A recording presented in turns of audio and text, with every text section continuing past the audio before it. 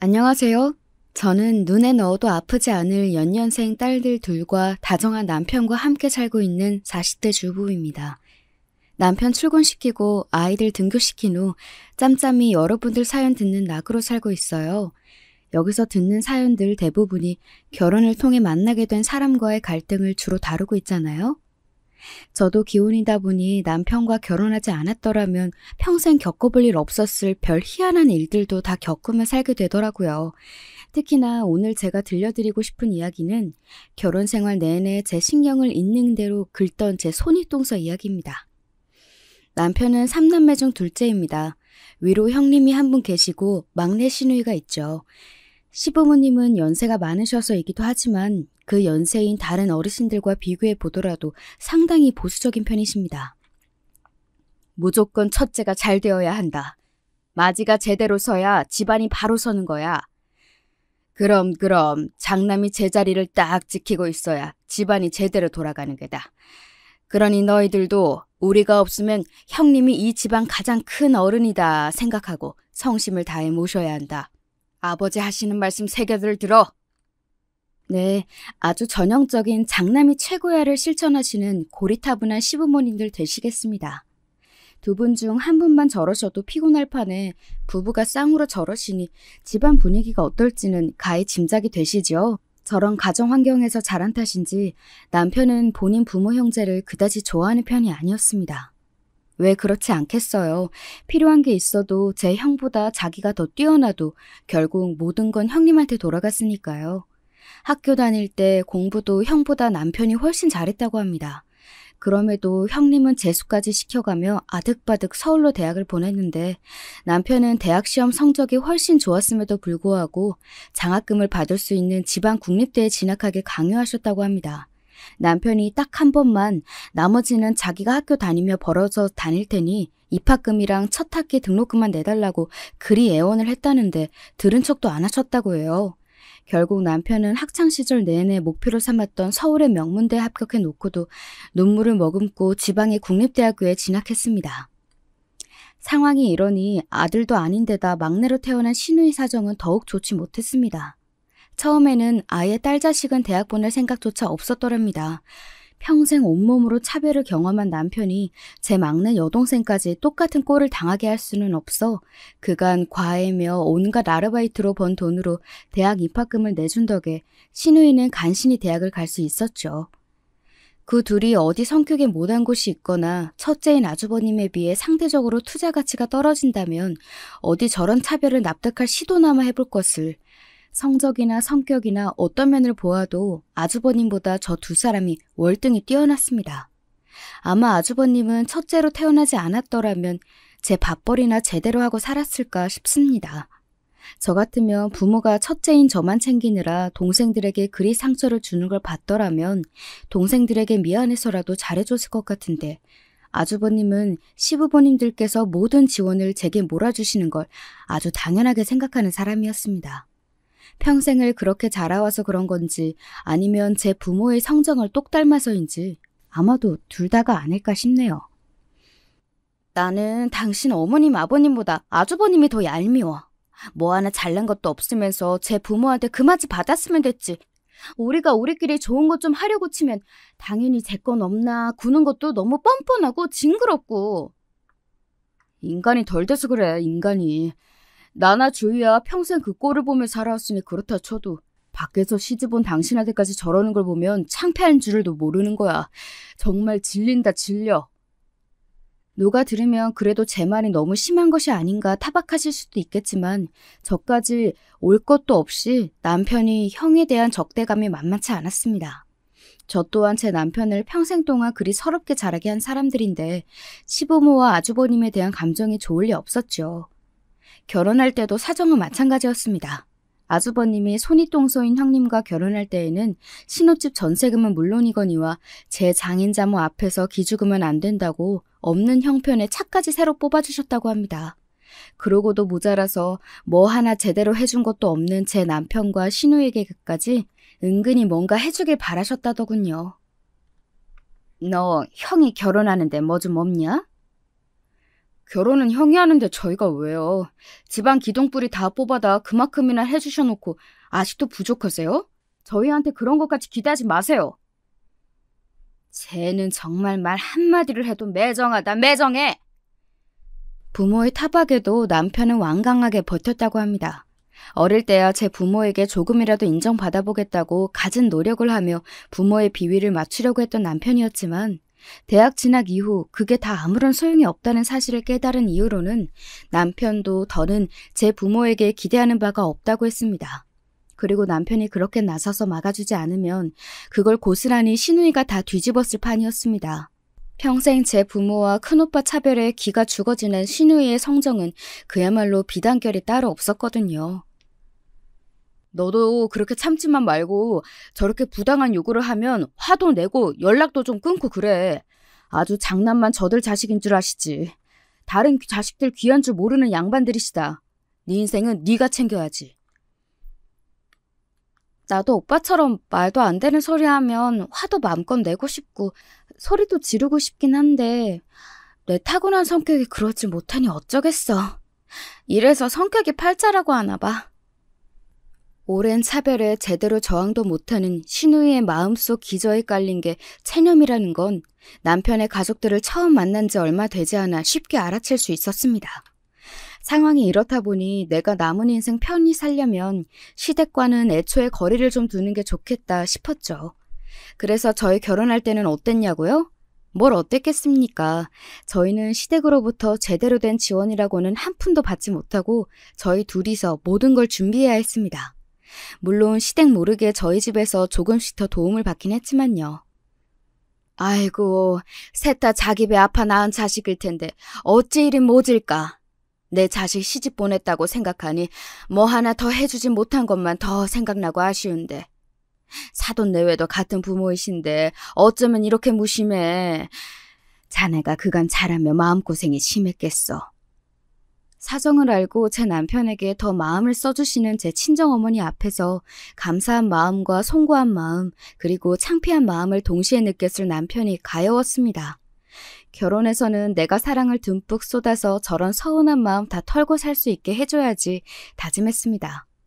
저희 집에서 지원을 받은 걸 시댁에 숨긴 건 남편 의견이었습니다. 가뜩이나 작은 아들에게는 해준 것도 없으면서 적반하장으로 사돈댁에 돈 좀 있는 걸 알면 욕심을 부릴 것이 뻔하니 애초에 기대를 말게 해야 한다는 거였습니다. 그렇게 해서 뭐라도 뜯어내면 그건 또 형님 밑으로 다 들어가겠지. 당신까지 그 꼴 보며 살게 할 수는 없어. 뭐 이런 황당한 이유가 다 있나 싶었지만 제 입장에서도 문제의 소지를 사전에 방지해서 나쁠 건 없다고 생각했기에 군말 없이 따랐습니다. 그리고 남편의 생각은 현명했습니다. 결혼하고 신혼여행 다녀온 후 인사차 들른 저희에게 하신 첫 마디가 이거였거든요. 그래, 너도 이제 우리 집 식구가 되었으니 네 형님 내외를 잘 모시고 보필해야 한다. 자고로 집안의 장남이 바로서야 가문이 바로 서는 법이야. 새아기 너도 내 말 명심하고 도리를 다하길 바란다. 남의 집 귀한 딸이라도 예외는 없더군요. 예, 대충 대답하고는 어지간해서는 시댁 쪽으로는 발걸음도 하지 말아야겠다 굳은 다짐을 했더랬죠. 시누이라고 상황이 다르지 않았습니다. 시누이는 결혼할 때 그간 본인이 직장생활에서 모은 적금으로 혼수를 다 해결했습니다. 저희 부부가 양친 멀쩡히 살아계시고도 시집갈 때 부모가 해줘야 할 것들은 아무것도 받지 못한 시누이가 안쓰러운 마음에 얼마간 도움을 주었습니다. 언니, 오빠 고마워요. 내가 내 부모한테도 못 받은 은혜를 언니랑 오빠한테 다 받네. 그동안 예단이며 혼수에게 나올 때마다 시댁에 얼마나 눈치가 보였는지 몰라. 평생 그렇게 살아서 인이 박힌 줄 알았는데 결혼도 전부터 이렇게 차이가 나니 서러워서 눈물이 다 나더라고. 언니, 오빠, 내가 정말 평생 잘할게. 정말 고마워요. 하나를 주면 둘을 돌려주지 못해 성화인 시누이였습니다. 나 같으면 저런 동생 있으면 무얼 주어도 아깝지 않을 것 같은데 사람 참 어지간하다 싶었지요. 이런 탓에 시누이를 제외한 시댁 식구들과는 가깝게 지내지 않으려고 애를 썼지만 그것도 생각처럼 녹록하지는 않았습니다. 아주버님의 부인, 즉 제 손이동서인 형님이 뻔질나면 저를 불러 젖혔거든요. 동서, 우리가 이번에 이사를 했잖아. 우리 남편 친구들 불러서 집들이를 하려고 하는데 와서 동서도 좀 거들어. 동서, 저번에 어머님 댁에 가져왔던 복숭아 그거 맛있더라. 우리 큰애가 잘 먹던데 그것 좀 사와 갖고 와. 동서, 이번에 은지 영어 성적 엄청 올랐다며? 자기 딸만 그렇게 좋은 과에 선생 붙이면서 우리 준서 생각은 안 나디? 진작 소개시켜달라고 해도 다른 과에도 해서 일 더 못 늘린다는 핑계나 대고 그 선생 소개시켜줄 거 아니면 우리 준서 영어 성적 책임지고 올려줄 수 있는 선생으로 동서가 좀 구해와봐. 동서! 동서! 와, 이 정도 들으셨으면 감이 오시지요? 제 손윗동서인 형님은 아주버님과 아주 똑 닮은 인간이었습니다. 아주 부창부수가 따로 없었지요. 진상도 아주 저런 진상이 없었습니다. 평생 살아오면서 저한테 저 정도로 진상 떠는 인간을 주변에 두어본 적이 없는 저로서는 가히 신기하다 싶을 정도의 인간 유형이었습니다. 그래도 제가 처음 시집 왔을 때에는 제 남편 기세도 보통이 아니거니와 저도 시댁과 거리를 둬서 눈치를 보는 것 같더니 몇 년 전부터는 아주 호구 잡았다는 듯이 정말 제가 자기 아랫사람인 양 부리러 들었습니다. 물론 저도 저한테 부리는 진상을 곧이곧대로 다 받아줄 정도로 호구는 아니어서 어지간한 건 제 선에서 다 끊어내곤 했지만요. 형님 아들인데 준서 성향이야 형님이 더 잘 아시겠죠. 아이한테 잘 맞는 선생 찾으려면 아이 공부 수준이나 성향이 잘 맞는 사람을 골라야 하는데 설마 숙모인 저보다도 잘 모르시는 건 아니죠? 몇 년을 저런 인간 성가신 연락 쳐내는데 이골이 나다 보니 동서를 살살 긁어가며 다루는 법도 어느새 익숙해지게 되었습니다. 아니, 나야 그냥 좀 도와달라는 거였지 뭐. 어디 우리 아들 교육을 다 맡긴다는 것도 아니고. 네, 물론 그러시겠죠. 준서하고 좀 더 상의해 보시고 준서 더 잘 이끌어 주실 만한 분으로 한번 고민해 보세요. 건성으로 대답하면서도 좀 신물이 나더군요. 아무리 대초에 익숙해졌다 하더라도 애초에 저렇게 피곤하게 구는 사람이 없다면 겪지 않아도 될 일은 매번 겪다 보니 그것만으로도 피로감이 상당했습니다. 뭐하러 그 진상을 다 받아줘? 받아주면 고마운 줄 모르고 더 들러붙을 생각이 나는데 상대해주지 마. 제 형님과 다를 바 없는 형수를 남편이라고 고운 눈길로 볼 리가 없었죠. 동서 때문에 스트레스 받는 저를 보며 남편이 항상 하는 말이 저거였습니다. 그러나 저라도 제대로 할 말이 없는 건 아니었습니다. 누군 뭐 받아주고 싶어서 받아주나? 뻔질나게 전화하면서 내가 연락 좀 피하면 아주 전화통화에 불이 나는걸. 찾아와서까지 진상 부리는 꼴을 안 보려면 그냥 전화로라도 해결하는 게 그나마 나으니까 그러는 거지. 성질 같아서는 확 그냥 한 대 쥐어박아서 버렸으면 소원이 없겠어. 나이도 나랑 동갑이면서 얼마나 손윗사람 대접을 받으려고 유난을 떠는지 볼 때마다 기가 차서 진짜. 네, 그렇게 저를 아랫사람 부리도 부리지 못해 안달인 동서는 저보다 고작 생일이 2달 먼저인 동갑내기였습니다. 그러면서 형님 대접은 어지간히 받으려고 들었죠. 당장에 시부모님부터 손윗동서 잘 모시라고 잔소리를 해대는 편이니 얼마나 신이 났겠습니까? 집안의 질서가 바로 서야지. 아랫사람은 아랫사람답게 윗사람을 공경해야 집안의 질서가 바로 서는 거다. 거참 어지간히 좀 해요. 누가 들으면 무슨 몇백 년 된 양반 집안인 줄 알겠구만. 쥐뿔도 아닌 집에서 말 같지도 않은 질서 같은 소리 하지 말고. 이제 남편은 시부모님의 지긋지긋한 윗사람 대접 이야기를 가만히 들어 넘기지 않았습니다. 사실 남편 입장에서는 참을 만큼 참았잖아요. 거기다 이 집안에서 가장 잘 나가는 건 저희 남편이었거든요. 아주버님에게 그렇게 물심양면으로 지원을 아끼지 않았음에도 불구하고 결국 승승장구한 건 저희 남편이었습니다. 직장도 직급도 아주버님보다 남편이 훨씬 좋고 높았고 당연히 벌이도 남편이 더 좋았으니 집안 형편도 아주버님 댁 저희 집이랑 비할 바가 못 되었습니다. 그렇게 장남 노래를 불러가며 큰아들만 밀어주고 작은아들은 평생을 홀대해 왔는데 결과가 이렇게 되어버렸으니 시부모님도 참 면이 안 섰을 터였습니다. 그렇다고 해서 그리 정성을 아끼지 않았던 큰아들이 시부모님께 감사한 줄 알고 살뜰히 대했느냐 하면 그것도 아니었습니다. 제 동생들은 뒷전이고 저만 챙기는 부모님에게 아주버님이 뭘 보고 배웠겠습니까? 당신들 큰아들이 세상 제일인 줄 알고 키우신 덕에 저밖에 모르던 아이가 저밖에 모르는 어른이 된 건 어찌 보면 당연한 일이었죠. 그러다 보니 자식들 도움이 필요한 일이 있더라도 시부모님 입장에서는 선뜻 손 내밀 수 있는 자식이 없었습니다. 큰아들이야 이제 제 가정 이루고는 제 식구들이나 중한 줄 알았지 부모가 이거 필요하다 저거 필요하다 소리는 은근히 못 들은 척하기가 일쑤였습니다. 동서라고 뭐 그리 달랐겠어요. 제 남편도 안 챙기는 시부모님인데 저라고 챙길 이유가 없었겠지요. 그저 형님 잘 모셔야 한다는 저한테 잔소리나 할 때나 필요했을 거예요. 그러자고 저희 남편한테 손을 빌리자니 바늘 하나 꽂히지 않을 제 둘째 아들 성정을 감당할 자신이 없으셨겠죠. 그래도 제 어미 아비인데 네 서방도 참 모질다. 어머니도 똑같이 배 아파 낳은 자식들인데 아주버님이 가장 예쁘셨을 거 아니에요? 부모도 자식한테 그런데 뭐 하나 받은 것 없는 자식이라고 부모한테 그런 맘이 안 들겠어요? 뭐 인간관계는 가는 만큼 오는 거죠. 아직도 미안한 줄도 모르고 제 서운한 마음이 앞서는 시어머니 앞에서 바른 소리를 하기는 마다하지 않았습니다. 듣기 고가오도 어쩔 수 없지요. 아무리 서운해도 그간 평생 받아온 남편의 상처에 비할까요. 처음 시집 왔을 때는 고지식한 시부모님 때문에 결혼 생활이 고될까 다소 걱정스러웠는데 오히려 결혼 후에 저희 가정에 충실하고 시댁과의 관계에 단호하게 대처하는 남편 덕에 시부모님 대하는 일은 생각보다 껄끄럽지 않았습니다. 나이가 드실수록 자식들 손 벌릴 일은 많고 잘나가는 자식은 어렵고 이제 이빨 빠진 호랑이가 된 마당에 발언권이 줄어드는 건 자연스러운 일이었으니까요. 제 생각에 동갑내기 손이동서가 그렇게도 제게 손이사람 대접을 들으려 드는 데에는 아무리 생각해도 그런 이유가 가장 큰 것 같았습니다. 자기가 보기에도 아주버님과 제 남편이 너무 차이가 났을 테니까요. 집안의 큰형이라고 시부모들이 떠받들고 있기는 하지만 사실 아주버님한테 볼 게 뭐가 있습니까? 지금 그만큼이나마 사는 것도 시부모가 해준 거고 제 손으로 자주 성가한 도련님은 좋은 집에 넉넉한 형편에 공부 잘하는 딸들에 언뜻 보기에도 동서와 제 처지가 차이가 나니 그나마 자기가 내세울 만한 건 손이동서라는 제 위치뿐이었을 테니까요.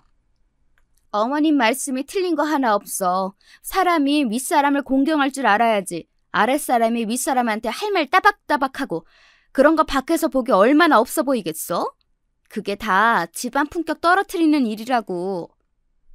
본디 이 집에서 태어나신 양반이라도 되는 것처럼 짐짓 금럼하게 말하는 동갑내기 동서의 꼴이 참 애잔했습니다. 요새 젊은 꼰대들이 그렇게 많다던데 그중에서도 동서가 최고였습니다. 꼴에 자존심은 있어가지고 남들이 들으면 비웃을 만한 저런 걸 가지고 제 자존심을 채워보겠다는 게 어찌 보면 좀 안 됐다 싶기도 했어요. 그러다 사달이 난 건 역시 자식 문제 때문이었습니다. 시댁 모임에 다녀온 지 얼마 되지 않아 우리 막내딸과 이야기를 나누다가 우연히 형님 댁 이야기가 나왔습니다. 엄마, 큰엄마네 집은 좀 이상한 것 같아. 나도 시집 올 때부터 그렇게 생각했단다. 속으로 그리 말하면 대꾸했습니다. 왜? 오빠들이 뭐라고 그래? 저번에 할아버지네 갔을 때 윤수 오빠가 그랬거든. 맨날 준서 오빠한테는 해달라는 거 다 해주면서 자기가 형한테 해준 거 나도 해달라 그러면 막 뭐라고 그런대. 이번에 시험 성적도 윤서 오빠가 훨씬 더 잘 나왔는데 준서 오빠한테만 갖고 싶다 하던 게임기 사주고 자기한테는 사주지도 않아서 형한테 빌려달라고 했더니 한 번 빌려주지도 않아서 자기 형 싫다고 막 그랬어. 윤서가 그런 소리를 해? 옆에서 잠자코 듣고 있던 남편이 말했습니다. 그것 말고도 많대. 준서 오빠는 메이커 있는 신발도 턱턱 사주는데 자기는 진짜 조르고 졸라야 한 번 사줄까 말까라고. 형만 맨날 좋은 거 해준다고. 남편의 생각이 복잡해 보였습니다. 남편이 말하지 않아도 무슨 생각을 하고 있을지 훤히 들여다 보였습니다. 제 부모에게 보고 배운 걸 제 자식에게도 그대로 하고 있는 모양이었습니다. 속으로 윤서 너도 참 안타깝게 되었구나 안쓰러운 마음이 들었으니 남편 입장에서는 어린 조카가 마치 자신의 어릴 적과 겹쳐 보였을 테지요. 그리고 자꾸 비교하는 것도 짜증난다고. 아, 그 말 진짜 기분 나빴어. 왜? 또 뭐라고 했는데? 집에서 언니랑 나는 공부 잘하는데 윤서 오빠는 그만큼 성적 안 나온다고 자꾸 뭐라고 한다잖아. 자기보다 공부 못하는 준서 오빠한테는 그런 소리 안 하면서 자기만 자꾸 비교한다고. 기집애들이 쓸데없이 공부는 잘해서 애 기를 죽인다고 막 그런 소리도 하고. 민지야, 뭐라고? 이놈의 여편네가 자식 앞에서 할 소리 못할 소리 못 가리고 제 자식들까지 괜한 욕을 먹인 모양이었습니다. 저도 저인데 옆에서 잠자코 듣고 있던 남편이 버럭 화를 내며 끼어들었습니다. 무슨 제 아들들 못난 탓을 할 일이지. 감히 내 딸들한테 그런 식으로 얘기해? 가뜩이나 제 형과 형수에 대한 반감이 보통이 아닌 남편 속에 불을 지른 셈이었습니다. 제 편을 들어주는 제 아빠를 보고 신이 난 모양인지 딸아이가 눈치도 없이 남편에게 기름을 부었습니다. 그래봤자 시집가면 다 끝인데 아무짝에도 쓸모없는데 힘을 뺀다고 자기들끼리 막 그러더래. 아 진짜 너무 재수없어. 그 말에 남편이 그만 폭발해버렸습니다. 당장에 아주버님 댁으로 달려가 뒤집어 엎을 기세인 남편을 겨우 달래놓고 딸아이를 살짝 흘겨보았습니다. 요 깍쟁이, 너 아빠 화나라고 더 그랬지? 그럼 그런 소리를 듣고 가만히 있어? 다음에 볼 때 아빠 손에 한번 아작 나보라지. 상상하니 벌써부터 고소하다는 듯한 딸아이 표정에 어이가 없으면서도 저도 부모인지라 아주버님 내외가 아주 괘씸했습니다. 자기들끼리야 무슨 말을 하든 어찌 알겠습니까마는 제 자식들 앞에서까지 조카 딸을 깎아내리지 못해 안달인 못나 빠진 내외가 정말이지 마뜩찮았습니다. 그리하여 다음 가족 모임 날 남편은 시댁을 아주 제대로 뒤집어 엎어버렸습니다. 내 딸들 키우는데 보태준 것도 없으면서 기집애니 어쩌니 조카 욕을 해? 무서운 기세로 몰아붙이는 남편 기세에 아주버님과 동서 모두 혼비백산한 표정이었습니다. 형님 얼굴에 아차하는 표정이 지나가더군요. 아니 도련님, 저희가 무슨 말을 했다고. 내 형수하는 꼴이 마음에 들어서 지금까지 가만 보고 있었던 게 아닙니다. 그간 우리 애들 엄마고 애들이고 고깝게 군 거 내가 모를 줄 알아요? 한 번만 더 우리 애들 가지고 그따위로 입에 올리거나 우리 애 엄마 쓸데없이 불러내면 가만 안 둘 줄 알아요? 제 마누라가 동생에게 쥐잡듯 잡히고 있는데도 저한테 하는 말이 아니니 슬그머니 모른 척하고 앉아있는 아주버님 꼴이 참 한심했습니다. 형님도 마찬가지예요. 내 형님한테 할 말은 많지만 하다 보면 끝도 없으니 잠자코 있는 것뿐입니다. 내가 나 당하는 건 평생 참고 살았지만 내 가족 건드리면 형님이고 뭐고 앞으로 안 참을 테니 처신 똑바로 해요. 아니, 나야 그냥 이 사람 하는 말에 말 한마디 보탠 걸 가지고. 을이 참 대단하네요. 저런 걸 남편이라고 손윗사람이라 유세를 부리는 동서 신세도 참 어쩜 저리 서로에게 잘 맞는 짝을 찾은 건지 영혼의 동반자가 따로 없었습니다. 집안 꼴 아주 잘 돌아가네요. 그렇게 집안 바로 세우겠다면 자식들 편애하더니 고작 이 꼴 보려고 그러셨습니까? 이내 불똥은 쥐죽은 듯 계시던 시부모님께 튀었습니다. 당신들 업보의 집안에 하루도 바람잘 날이 없으니 뭐 들으실 말씀 들으신 셈이죠. 그 길로 남편은 저희들을 이끌고 시댁을 나섰습니다. 그리고 며칠 지나지 않아 전화를 받지 않는 제게 동서가 그거 그냥 집에서 우리끼리 한말 가지고 그렇게 사람을 무한하게 잡돌이를 하느냐. 뭐 궁시렁대는 문자를 보내왔으나 산뜻하게 무시했습니다. 정작 제 남편한테는 무서워서 못하는 소리를 만만한 저한테 하는 꼴까지 딱 형님다웠죠. 그러고는 당분간 시댁이며 동서며 불려다닐 일이 없어서 오히려 편했습니다. 요즘만 같으면 사는데 딱히 걸리는 일도 없겠다 싶은 간만에 평화로운 나날이었습니다. 제 며느리는 어려워할 줄 몰라도 아들 무서운 줄은 아시는 시부모님께서는 혹여 제 남편에게 이대로 팽 당할까 싶어 슬슬 눈치를 보며 다시 연락할 간을 보시는 모양이었습니다. 아무 힘도 없던 어린 시절 같았으며 당장에 내쫓길 일이 없겠지만 아무리 부모 자식 지간이라 하더라도 능력 있는 게 제 일이더군요. 매번 같은 일로 남편의 우라가 반복되는 상황이 계속되었지만 이제는 남편 성질대로 할 말 안 참고 속에 맺히는 것 없이 살 수 있게 되어서 다행이라는 생각을 했습니다. 며칠 잠잠하던 동서에게서 다시 전화가 왔습니다. 이번에는 또 뭘로 내 복장을 뒤집으려고 일어나 전화를 받기도 전에 가슴이 답답해졌지만 벌써 며칠이나 전화를 무시했으니 한 번쯤 받아줄 때도 됐다고 생각했습니다. 드디어 받네? 네, 무슨 일이세요, 형님? 우리가 뭐 무슨 일이 있어야 연락을 하나? 손윗사람이 여러 날 연락이 없으면 먼저 안부를 묻는 게 아랫사람 된돌이 아니야? 예, 혼장님 말씀 일장연설이 있겠습니다. 사람이 뭐 쉽게 바뀌겠습니까? 며칠 눈치 보는 척 하더니 그새 유효기간이 다 된 모양이었습니다. 제가 바빠서요. 형님, 용건 있으시면 하신 말씀 하세요. 이번에 우리 애들 외삼촌이 식당 개업을 하는데 공사 끝나고 어수선해서 아니 아직 엉망이야. 동서 어차피 집에서 노는데 나와서 청소도 좀 돕고 새로 개업하는데 뭐라도 좀 해주는 게 도리 아니겠어? 이 여편네가 진짜 돌았나. 하다하다 이제 제 수족 노릇도 모자라서 제 동생 한여 노릇까지 시키겠다는 겁니까? 간만에 우라통이 터졌습니다. 아주 무술이 부리는 상전도 저러지는 않을 겁니다. 형님, 정말 해도 너무하시네요. 제가 형님 아랫동서라니까 진짜로 형님이 마음대로 부려도 되는 사람인 줄 아시네요? 저도 저희 집에서 저희 부모님이 금이야 오기야 귀하게 키운 자식입니다. 형님한테 이따위 대접 받아도 되는 사람 아니에요, 저. 이 사람이 왜 이래? 어디다 소리를 질러 지금? 아니, 윗사람이 이 정도 말할 수도 있는 거지. 동서 진짜 쓸데없이 예민한 거 알아? 내가 진짜 아랫사람 무서워서 무슨 말도 못하겠네. 이런 경우는 없는 거야. 도리어 제가 버럭 역정을 내는데 진짜 기도 안 차더라고요.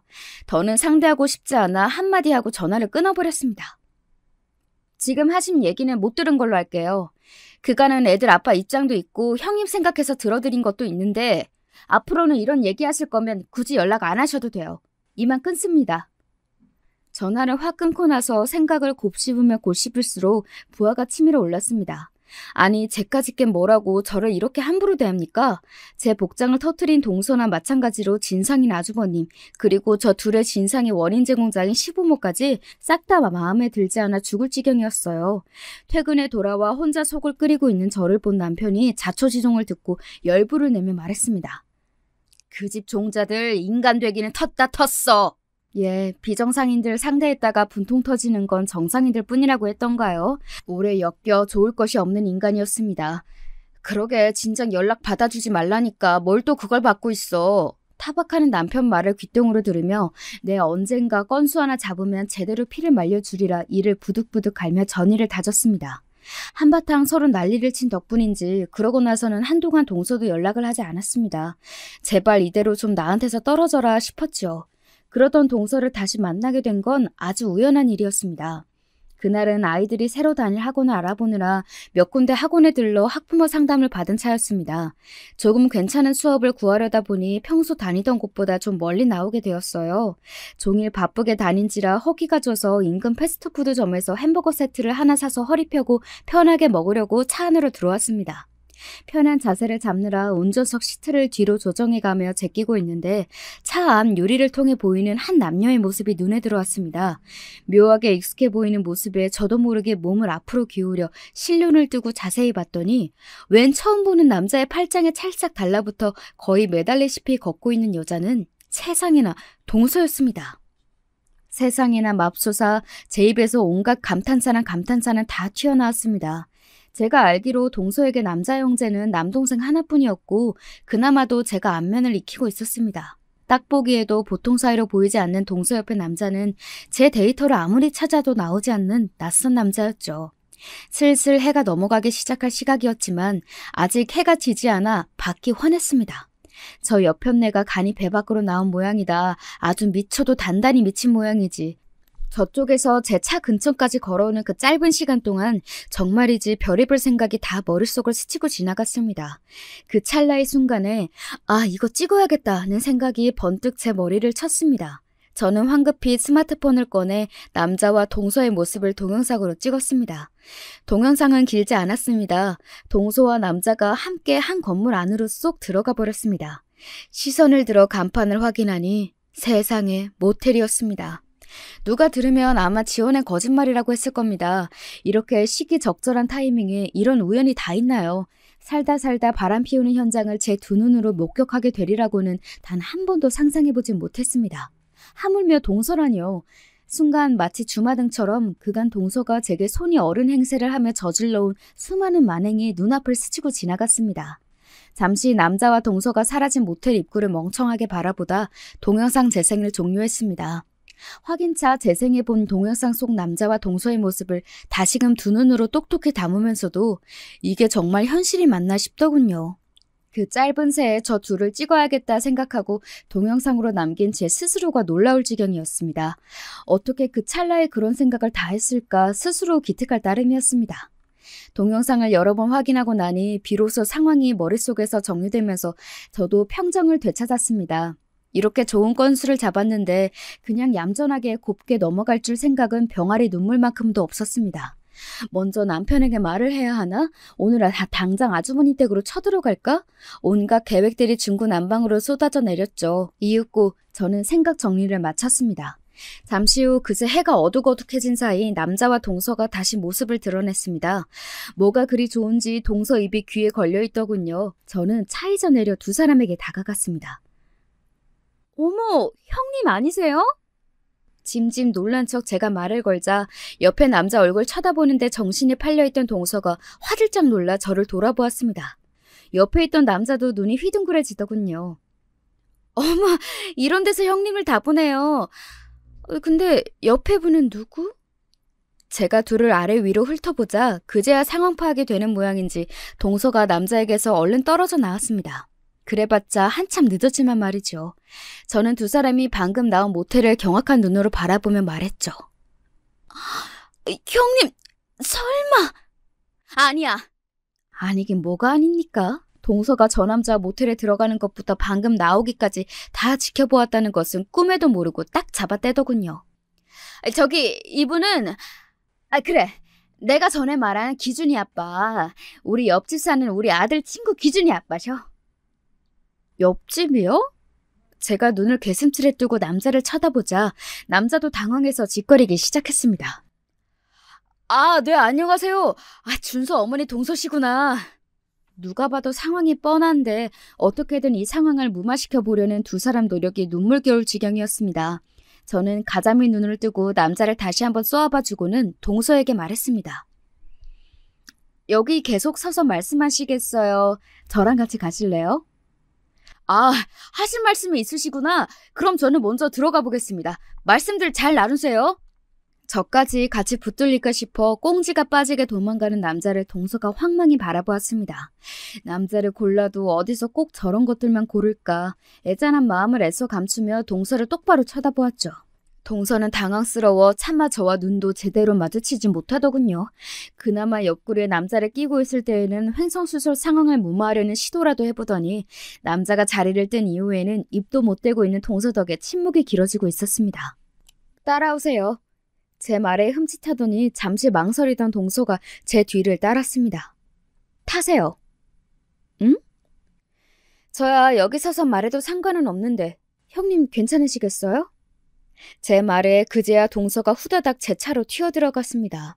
따라서 운전석에 몸을 실은 제가 잠시 아무 말이 없자 제 눈치를 살피던 동서가 먼저 입을 열더군요. 저 동서, 방금은 그게 좀 이상해 보일 것 같아서 내가 미리 말하는 건데 동서가 생각하는 그런 거 절대 아니다? 제가 무슨 생각을 하는데요? 어디 한번 혼자서 무신소를 하나 드러나 보자 싶어 제가 물었더니 동서가 다급히 변명 같지도 않은 변명을 늘어놓기 시작했습니다. 저기 아까 본 사람은 우리 옆집 사는 우리의 친구 아빠인데 왜 내가 전에 한번 동서한테 얘기한 적 있지? 우리 옆집에 외국 살다가 들어온 가족이 있는데 사람들이 아주 괜찮다고. 나뿐만 아니라 우리 남편하고도 가족끼리 잘 지내서 같이 식사도 자주 하고 그런다고 왜? 네, 지나가다 얼핏 들었던 것도 같습니다. 허영이 심한 동서가 외국 생활을 하다가 들어왔다는 이웃의 가족에게 시기와 선망이 뒤섞인 눈빛으로 그 집 여자는 복도 많다며 투기하던 꼴을 본 것도 같네요. 그때는 그게 그저 잘난 서방 만나 외국물까지 먹은 옆집 여자에 대한 시기심 정도라고 생각했는데 그게 제 연적에 대한 질투였다 이거죠. 아주 혼자서 막장 드라마를 쓰고 있구나 속으로 동서에게 혀를 찼습니다. 제 남편을 둘째치고 제 아들 친구랑 어디 할 짓이 없어서 해도 지기 전에 저런 데를 다 들락거립니까? 저는 제 입으로 담기에도 민망한 짓을 하고 돌아다니는 동서꼴이 참 어처구니가 없었습니다. 그런데요? 그러면 가족끼리 같이 볼 일이지 이런 데서 남자랑 단 둘이 나오는 게 무슨 뜻인지 설마 모르고 하시는 말씀은 아니시죠? 아니래도 그러네. 그러니까 저 사람이 외국 살다 와서 영어를 아주 잘하거든. 근데 우리 애들이 영어가 약하잖아. 그래서 나는 애들 교육 상담 차원에서 그래, 영어 배웠어, 영어. 이게 웬 뚱딴지 같은 소리입니까? 지금 저보고 옆집 남자를 따로 단둘이서 몰래 모텔에서 만나서 영어 공부하고 나왔다는 걸 변명이라고 짓거리고 있는 겁니까? 제가 너무 어리 빠져서 잠시 말문이 막혀 있는데 멍청하게도 그걸 제 변명이 먹히고 있다고 생각한 건지 동서가 두서없이 주절대기 시작했습니다. 그래, 이 시간에 마땅히 갈 데도 없고 동서처럼 괜한 오해할 수도 있잖아. 그래서 그런 거지 진짜 아무 일도 없었다, 어? 동서, 막 혼자서 이상한 생각하고 그러면 안 돼? 너무 당황한 나머지 제가 뭐라고 떠들어대는지도 못 알아먹는 모양이었습니다. 저는 잠시 어리 빠져 있다가 그만 저도 모르게 박장대소하고 말았습니다. 제가 정신을 놓고 웃음을 터뜨리자 동서 얼굴이 그만 사색이 되었습니다. 저도 이제 틀렸구나 싶었던 모양이었지요. 저는 급기야 배까지 움켜쥐고 깔깔거리기 시작했습니다. 너무 웃어서 눈물까지 날 지경이었습니다. 세상에, 형님 놀라긴 진짜 놀라셨나 보다. 내가 살다 이런 말 같지도 않은 소리를 듣게 될 줄이야. 나 형님 이렇게 재밌는 사람인지 오늘 처음 알았잖아. 웬일이니 진짜. 제 웃음소리가 도무지 잦아들 기미가 보이지 않자 이제 형님 얼굴은 숫째 죽은 사람 마냥 핏기가 다 빠져버리고 말았습니다. 그러더니 두 손으로 제 한쪽 팔을 부여잡고는 이제 거의 애원을 하기 시작했습니다. 동서! 외간 남자랑 단둘이 모텔에서 영어 과외를 해? 네 진짜. 내가 우리 형님 이렇게 공부 욕심이 많은 줄은 또 처음 알았네. 동서, 내가 잘못했어. 내가 이렇게 빌게, 응? 오늘 본 건 그냥 못 본 걸로 해주면 안 될까? 이거 알게 되면 나 우리 남편한테 맞아 죽어. 나 한 번만 살려주라, 동서, 응? 아니, 왜요? 아주버님한테도 아까 저한테 말한 것처럼 그렇게 말하면 되지. 아주 사람을 등신으로 봐도 정도가 있지. 아이고, 그걸 변명을 하고 내뱉고 앉았어. 형님, 내가 형님 말한 그대로 꼭 전해줄게요. 아주버님, 형님의 학구열이 정말 굉장하세요. 아주버님이 아주 좋아서 뒤집어지시겠어요, 형님. 건수 제대로 잡은 제가 쉴 틈도 없이 몰아붙이자 동서 얼굴이 실시간으로 지옥에 떨어진 사람 같았습니다. 나이도 같은 주제에 그렇게 사람 하나 타깃으로 붙잡아서 갖은 진상을 다 떨더니 하필이면 저한테 걸렸으니 저도 아주 죽을 맛이었겠죠. 그러든지 말든지 저의 아주 꿀맛이었죠. 동서, 내가 동서 시키는 건 뭐든지 다 할게. 그동안 나 때문에 많이 서운했지. 내가 앞으로 동서한테 진짜 잘할 테니까 제발 이번 일만 넘어가 주라. 어? 내가 진짜 이렇게 빌게. 어? 찔끔 눈물까지 짜며 제 앞에서 손이 발이 되도록 비는 동서 모습을 보니 고소했습니다. 하지만 저는 고작 이 정도로 만족할 생각이 없었습니다. 그간 제가 당한 게 얼마인데요. 그건 안 될 말이죠, 형님. 제가 알면서도 얘기를 안 하는 건 기만이잖아요. 잘못은 형님이 했는데 왜 저까지 형님하고 공범이 돼야 해요? 이거 감춰준 걸 알면 아주버님부터 아버님, 어머님까지 저까지 싹 잡아서 배신자라고 하실 게 뻔한데요. 왜 제가 형님 험을 감춰준다고 그렇게까지 해야 해요? 그럼 잠깐 시간이라도 벌어줘. 내가 책임지고 깔끔하게 해결할 테니까 그때까지만. 부부 문제는 부부끼리 해결해야 하잖아. 그렇지?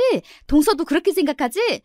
내가 정말 동서 들어달라는 건 뭐든지 다 들어줄 테니까 단 며칠만이라도 기다려줘. 제발 동서. 뭐 동서가 바람났다고 배신감 느낄 아주버님이나 시부모님 문제는 저로서는 앞일이긴 했습니다. 평소 언제 한 번이라도 살가웠던 적이 있었어야죠. 저는 짐짓 생각에 잠긴 신용을 하다 차분히 입을 떼었습니다. 형님 말씀대로 저는 이 문제에서 제3자이기도 하니 그러면 일단은 당분간만 기다려 드릴게요. 시간 길게는 못 드려요. 형님 입으로 직접 말씀드리고 두 분이서 제대로 해결 보세요. 은근슬쩍 넘어가시면 안 돼요. 고마워 동서. 내가 앞으로 진짜 잘할게. 그간 자기가 저한테 한 짓이 있는데 어떻게 저렇게 쉽게 넘어가 줄 거라고 생각하는 건지 이건 순진한 건지 멍청한 건지 구분이 안 될 지경이었습니다. 저는 속으로 코웃음을 치면서 이 기회를 어떻게 최대한 뽑아먹을지 머리를 굴리기 시작했습니다. 다음 날 아주 드물게 제가 먼저 동서에게 전화를 걸었습니다. 통화 연결음이 얼마 울리지도 않았는데 동서가 곧장 전화를 받더군요. 동서 어쩐 일이야? 동서 목소리에 바짝 긴장감이 서려 있었습니다. 곳에 제가 말을 바꿔 제 남편에게 실토하는 건 아닐까 불안했겠죠. 저는 태연하게 말했습니다. 아, 네, 형님. 제가 드릴 말씀이 있어서요. 다름이 아니라 오늘 저희 집 창고 정리를 하려고 사람을 불렀는데 갑자기 개인 사정이 있다고 당일 취소를 당했네요. 아, 벌써 짐은 있는 대로 다 벌려놨는데 저걸 어쩌겠어요. 형님이 와서 좀 도와주시겠어요? 어? 왜요? 바쁘세요? 아니야, 아니야. 지금 바로 갈게. 금방 갈게. 동서가 불이 나게 전화를 끊었습니다. 네, 볼 것도 없이 제 거짓말이었죠. 사람을 부르긴 뭘 부르겠습니까? 이렇게 꽁지가 빠지게 달려왔줄 동서가 있는데 말이죠. 동서는 어떻게 그 거리를 이리 빨리 왔나 싶을 정도로 쏜살같이 저희 집으로 달려왔습니다. 평소 시댁에서 보거나 약속을 잡아도 항상 가장 늦게 거만한 태도로 등장하던 사람이 예전 하던 짓과 비교하면 달라도 이렇게 다를 수가 없었습니다. 수고스러워서 어떡해. 근데 제가 요새 손목이 안 좋아서 사람을 쓴 거거든요. 오늘 형님이 수고 좀 해주세요. 그렇게 저는 오만 가지 짐이 뒤죽박죽인 창고 안으로 동서를 안내하고는 유유히 발길을 돌렸습니다. 도대체 어디서부터 손을 대야 할지 모르겠다는 표정으로 황망히 서 있는 동서 뒷모습을 고소한 마음으로 한번 쳐다보고는 어디 한번 맛 좀 봐라 하는 심정으로 내버려 두었습니다. 그렇게 그날 하루 종일 동서는 저희 집 창고를 쓸고 닫고 짐을 정리해놓고 그야말로 파김치가 되었습니다. 형님, 저희 애들 아빠 한약을 한차 하려는데 그 사람 체질에 맞다는 좋은 약재가 이 근방에는 없다고 그러네요. 아, 지방까지 가서 조달을 해야 한다고 하던데 시간 괜찮으시면 형님이 좀 구해다 주실 수 있으세요? 형님, 우리 민지 새 보습학원에 등록을 하려는데 그날 제가 다른 일정이 있어서요. 거기 학원생들 많이 몰려서 아침부터 미리 가서 줄 서서 기다려야 겨우 수강 좀 끊을 수 있거든요. 형님이 대신 가주실래요? 동서에게 시키는 잡심부름은 그날이 끝이 아니었습니다. 저는 오만 가지 이유를 다 갖다 붙이며 그간 동서에게 당한 짓을 그대로 돌려주었습니다. 처음에는 그저 천지분간 못하며 제가 시키는 대로 무수리 마냥 고개를 조아리던 동서도 이런 일이 반복되기 시작하자 차츰 제 성질머리가 돌아오기 시작했습니다. 아니, 그렇게 사람이 몰리면 그냥 근처 학원으로 보내던가 하지. 형님, 뭐라고요? 아니, 간다고, 가. 미처 못된 성질머리를 감추지 못하고 말투에서 처음과는 다른 반응이 나오는 걸 보면서 계획대로 되고 있구나 싶었습니다. 저 성미에 조만간 터질 때가 되었다고요. 아니나 다를까 제가 또다시 전화를 걸자 전에 없이 동서 목소리가 의기양양했습니다. 아주 건수 하나 잡았다고 신났지? 내가 언제까지 너한테 당해줄 줄 알았어? 그게 무슨 말씀이세요, 형님? 형님이 다 해주신다고 하셔서 저는 부탁을 드린 거죠. 형님이 거절하셨으면 저도 알아들었을 거예요. 이게 어디서 빤히 보이는 여우짓이야. 야, 거기 모텔 앞이라 CCTV도 없어. 너한테 있는 건 그 조동아리뿐인데 내가 아니라고 우기면 네가 뭐 어쩔 거야? 어? 며칠을 이를 갈며 좋지도 않은 머리를 쥐어짜 찾은 해결책이 저거인 모양이었습니다. 저는 속으로 콧방귀로 끼며 짐진 놀란 척 대꾸했죠. 형님, 이건 약속이 다르죠. 스스로 말씀하시고 해결 보시기로 저랑 약속하셨잖아요. 대체 어쩌려고 이러세요? 약속은 무슨 약속? 니까지 거랑 내가 무슨 약속을 했다고? 너 같지도 않게 협박할 생각하지 마. 내가 머리를 다 쥐어 뜯어버릴 테니까. 그 성미에 이 정도면 오래 참았죠. 저는 그날로 곧장 온 시댁 식구들에게 소집 문자를 보냈습니다. 동서에게는 가장 늦게 문자를 보냈어요. 이미 시댁의 아주버님과 시부모님, 저희 남편과 시누이까지 모일 사람들은 다 모였습니다.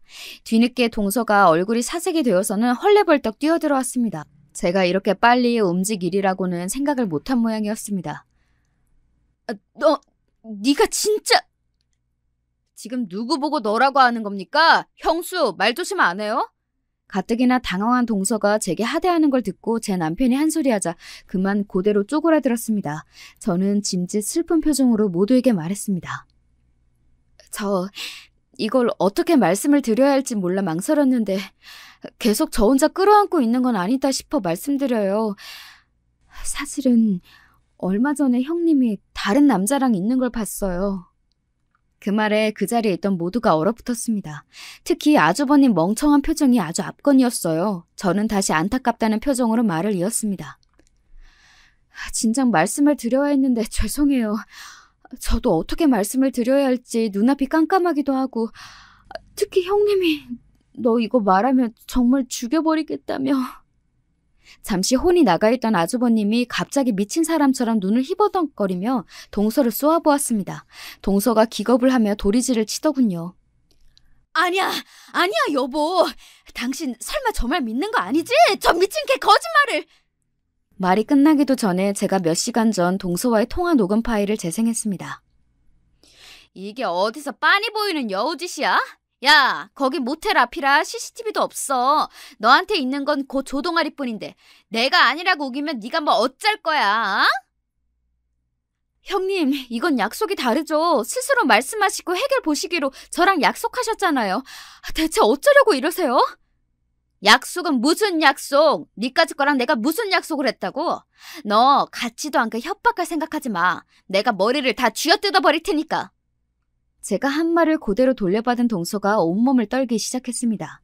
하지만 하이라이트는 이제 시작이었습니다.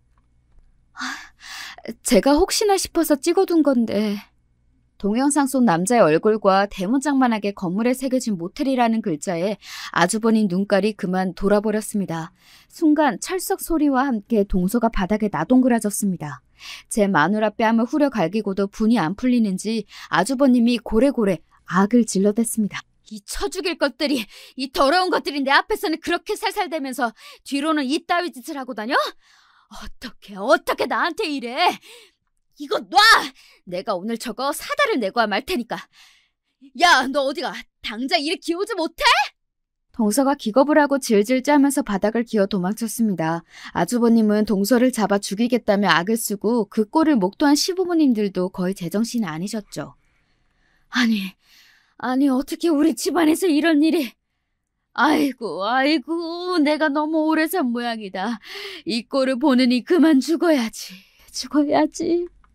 연불 외도 중얼거리던 시어머니가 기어이 정신을 놓고 쓰러지면서 그 난장도 파장이 났습니다. 그리 귀해하시던 장남과 큰며느리의 말로가 일이 되었으니 제정신 붙들고 버티시기 힘들기도 하셨을 겁니다. 시어머니가 뒤로 넘어가는 걸 보면서도 그간 제 남편과 제게 했던 짓들을 생각하니 별로 안 됐다는 생각도 들지 않았어요. 뭐 어쩌겠어요. 이래서 사람이 평소 인망이 중요한 거죠. 집에 돌아오는 길에 말없이 묵묵히 운전만 열심히 하는 남편을 슬쩍 찔러보았습니다. 그렇게 장남이라고 대우해주고 당신은 상처를 주더니 조금 시원해지지 않았어? 이제 그럴 단계는 지났지. 저 사람들한테 그렇게 마음 쓰지도 않아. 그러기도 아깝고. 생각보다 담담하게 말하는 남편을 보며 이걸로라도 남편의 그간 맺힌 한이 조금 풀려졌으면 했는데 다시 곰곰이 생각해보니 이제 정을 뗀 사람들이니 더 이상 남편 심기에 크게 영향을 미치진 못해 저러나 보다 싶어 차라리 다행인 건가 싶더군요. 그 이후로 시부모님 입에서 장남이 제일 중하니 첫째가 잘 되어야 집안이 바로 산다니 하는 소리는 그만 쏙 들어가 버렸습니다. 뭐 본인들도 할 말이 없겠지요. 예전보다도 더 제 남편 앞에서 기가 죽어 쪼그라든 모습을 보며 진작 다른 자식들에게 남들 하는 많지만 했어도 서로 좋았을 걸 왜 부모 대접도 제대로 못 받게 저렇게밖에 못 사셨나 싶어 그저 입맛이 썼습니다. 동서내외는 아직도 이혼을 한 해 만에 지지고 볶으며 사는 중입니다. 어찌나 요란스레 싸우대는지 벌써 주민신고가 여러 번 들어가 전셋집에서도 내쫓길 판이라네요. 아주버님이 옆집 남자 머리채를 잡은 게 동네방네 소문이 나서 동서는 얼굴도 못 들고 살고 있습니다.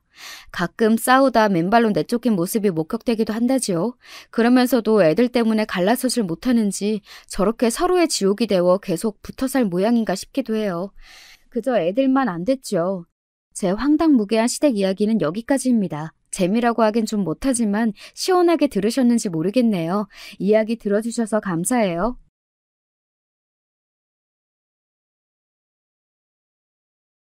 안녕하세요. 여기는 이제 70대가 된 저와 비슷한 세대의 분들이 많으실 것 같은데요.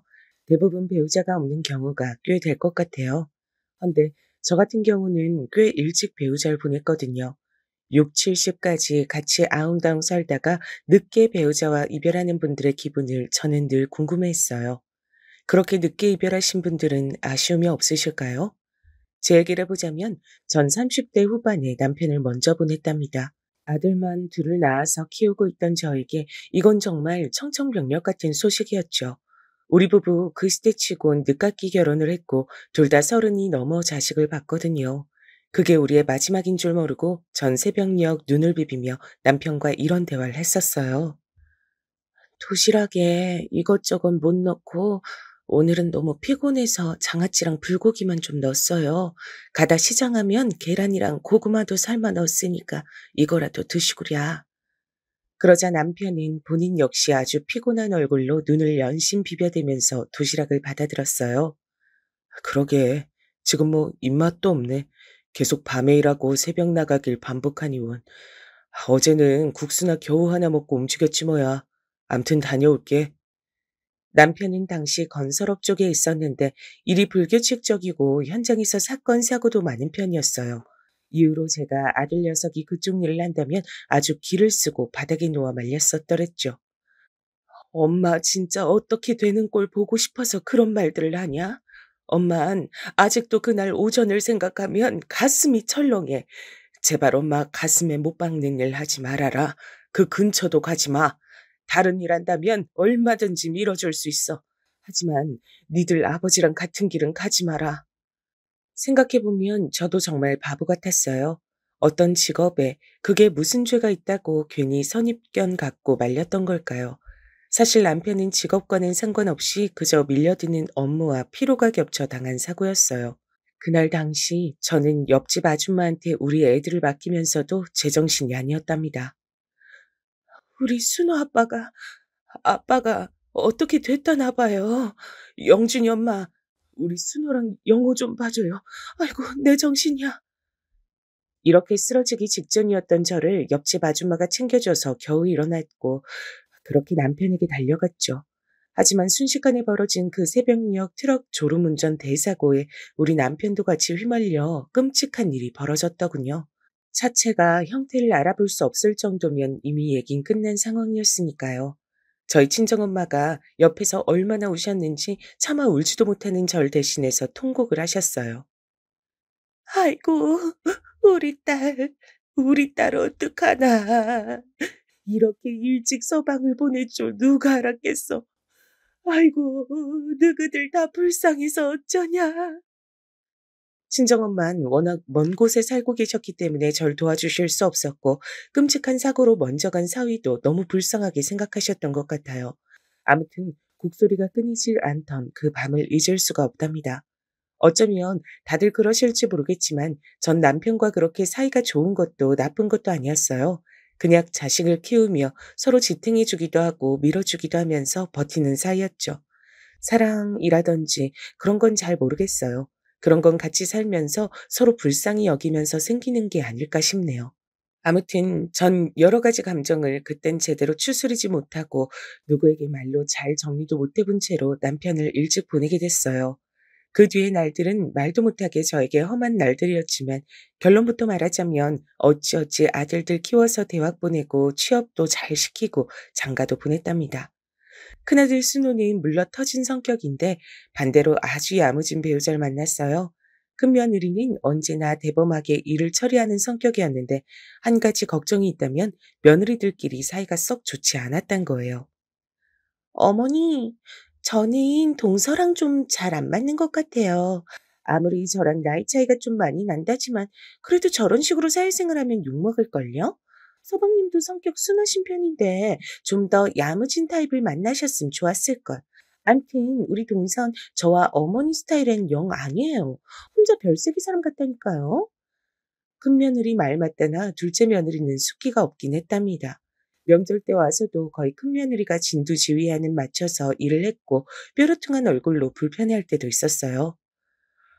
저도 저희 친정에 빨리 가고 싶어요, 어머니. 형님네랑 다 같이 모였고 인사도 했으니까 이제 그만 움직이면 안 될까요?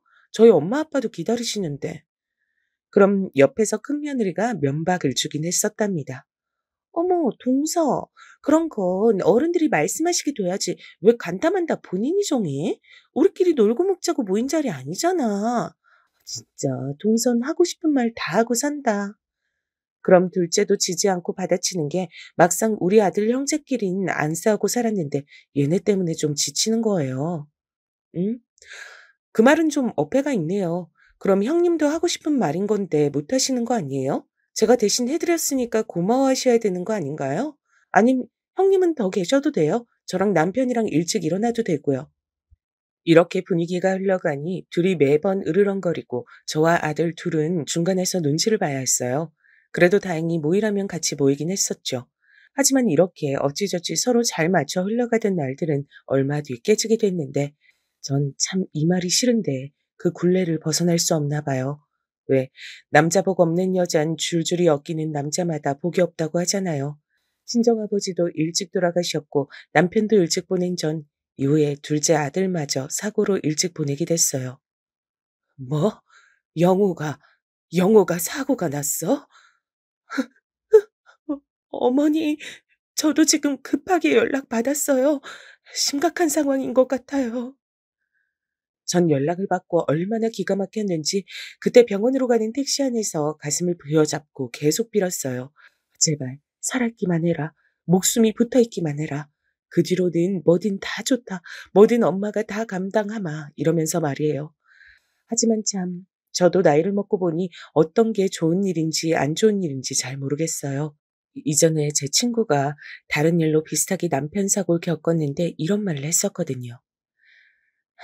나는 남편 사고 났을 때 하늘이 무너지는 줄 알았어. 죽진 않았으니 다행이라 생각했지. 근데 사람 마음 참 간사해. 몇 년 지나니까 이렇게 아픈 상태로 돈은 돈대로 깨지고 수발들다 보니 나 내 인생이 너무 억울한 거 있지. 난 왜 이렇게 못됐을까? 그 말을 듣고 저는 쉽게 결론을 내릴 수 없는 얘기라고 생각했는데요. 제 아들 입장이 돼 보니 글쎄요. 전 제발 살아있기만을 바라게 됐죠. 하지만 제 뜻대로 돼주진 않더라고요. 지금에 와선 뭐가 맞는지 모르겠지만요. 영우, 우리 영우, 세상에 하늘도 무심하시지. 어떻게 그렇게 지 아빠처럼 바로 데려가시냐. 제 둘째 아들 영호는 다 같이 일어난 큰 교통사고에서 가장 먼저 목숨을 달리했음을 알게 됐죠. 당시 울다가 기절하다시피 했던 둘째 며느린 겨우겨우 절 위로하며 달랬답니다. 어머니, 그래도 이 사람 고통을 그렇게 크게 느끼진 않았을 거 아니에요. 그것만이라도 생각하시고 조금만 힘을 내보세요. 정말 오죽 위안을 받을 구석이 없었으면 그거라도 붙잡아가며 매달려가면서 일어섰던 것 같아요. 이제 저에겐 친정엄마도 돌아가셨고 정말 남아있는 구석이라곤 아들과 며느리 둘뿐이었어요. 하지만 둘째 아들 장례를 치른 다음 이후로 둘째 며느리에 거쳐도 참 애매해지더라고요. 둘째 너는 아직 애도 없는데 이렇게 혼자 돼서 어떡하니? 그래도 난 30대 후반에 남편 보냈지. 넌 20대 후반에 결혼도 일찍 한 애가 요즘 세상에 과부가 웬 말이야. 저의 이런 말에 둘째는 아무 말도 긍정도 부정도 하지 않았어요. 마침 명절을 가까이 맞대고 있던 시기라 우리 집엔 다 같이 모여들어 있었는데요. 분위긴 참 축축 처지고 안 좋았답니다. 근데 다들 헤어지고 난 다음 마지막까지 남아있던 큰며느리가 입을 열더군요. 저기 어머니, 사실 좀 저도 고민 많이 하고 들은 얘기인데요. 진즉 말씀드리고 싶었는데 진짜 많이 생각하고 전하는 거예요. 뭔데 그렇게 심각한 얼굴로 그러냐. 나 숨 좀 쉬게 해줘라. 아직도 마음이 힘들어 죽겠어. 그런 저에게 한껏 눈치를 보던 큰며느리가 꺼낸 얘긴 생각보다 꽤 의외였고 충격적인 내용이었어요. 음, 서방님 그렇게 되시고 사실 그전부터 말씀드릴까 했는데 이제 시기가 되지 않았나 싶어서요. 동서에 대한 얘긴데요. 제가 볼 때 동서는 좀 저기 보니까 아기를 말이에요. 일부러 안 가지려 했더라고요. 그 말에 저는 눈이 번쩍 뛰어 왜 그런가 싶었어요. 안 그래도 둘째 아들과 며느린 나이 차이가 좀 났거든요. 어린 며느리를 들인 셈이라 애긴 크게 재촉하지 않았어요. 본인은 신혼을 즐기겠다고 했지만 제가 알기론 아예 안 가질 생각이었나 봐요. 그게 아마 서방님도 아셨을걸요? 자긴 싫다고 이 집 씨를 남기기 싫다나? 그렇게 말을 하길래 저도 엄청 놀랐어요. 뭐?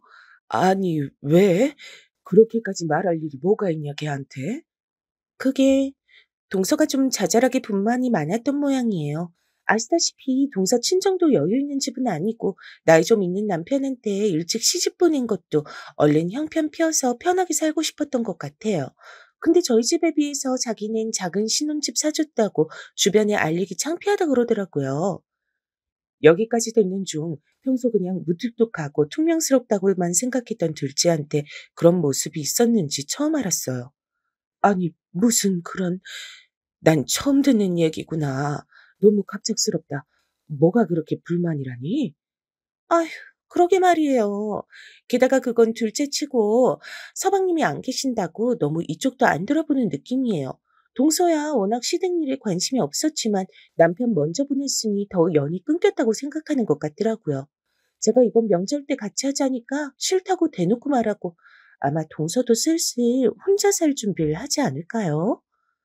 그렇게 들어보니 그런 것 같기도 하고 어차피 둘째는 그 해를 넘기지 않고 내보낼 생각은 하고 있었죠. 하지만 저런 얘기를 들어보니 마음이 좋진 않더라고요. 그래서 말인데, 어머니, 지금 집에 혼자 계시기 너무 적적하시잖아요. 아들들, 드나들고 하니 큰 집 얻으셨던 건데, 저도 남편이랑 요 근래 한참 상의하고 결정한 건데요. 애들한테도 말해서 서로 동의를 하긴 했어요. 음, 저희랑 같이 사시는 거 어떠세요? 저는 순간 눈이 번쩍 뜨여 대답을 하지 못했어요. 말이야 너무 고맙지만 그게 선뜻 그렇게 결정해서 들어갈 순 없으니까요. 큰며느리가 싹싹하고 밝은 성격이기야 하지만 같이 사는 건 또 다를 텐데 고민이 많아지더라고요. 저희 집에 방 하나 비워두면 되니까 너무 걱정하지 마세요.